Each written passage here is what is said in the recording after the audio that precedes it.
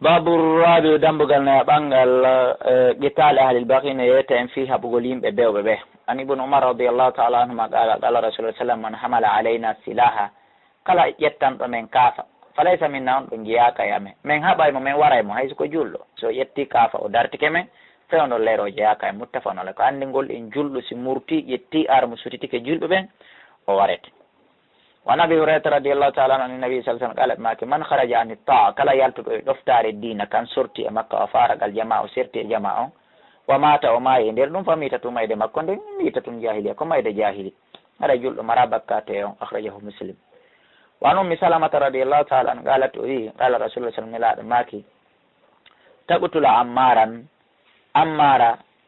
ورن الفئه فد الباقيه بيونون فهبانو بكاتيمو ko kandel julbe jeya kono be wadi bewre rawahu muslim. Wa ibn umar radiyallahu ta'ala anhuma qala rasulullah sallallahu alaihi wasallam hal tadri tawsid andi yabuna ummi abd kayo biddo abd nene abd kayfa hukmullahi konno nyaawre alla ne fi man baha e der on bewdo min hadil umma e der de mofte o yalte e sare islam. Qala allah wa rasuluhu a'lam. Qala ne laade make la yujuhar ala jarihiha gogo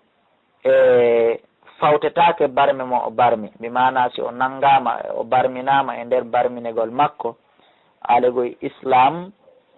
fawtotako nyawndugol barmi makko few ɗum ko go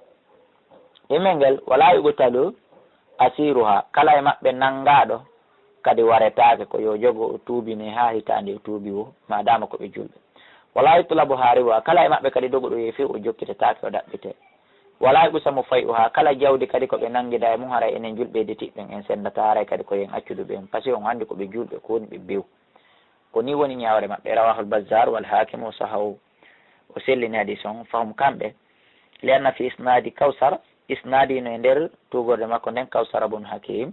wa huwa matrukun wa saha selli an ali radiallahu taala anhu min turuki nahawi immo daragil nahawi lawol go nande taygol e mawqufan hadis on ko ɓantaɗo darnaɗo akhraja ibnu abi shaybat al-hakimi.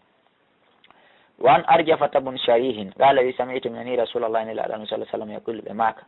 man ataakum kala ardon wa amrukum jami'un tayfiyake mon de hin hawtonri don woni hunde wote yuridu fala an yufarriqa jama'atakum do sendirta jama'a mo faqtulu huwa remo parce que ara objectif makko nako mo akhraja muslim ko imam muslimun ko fil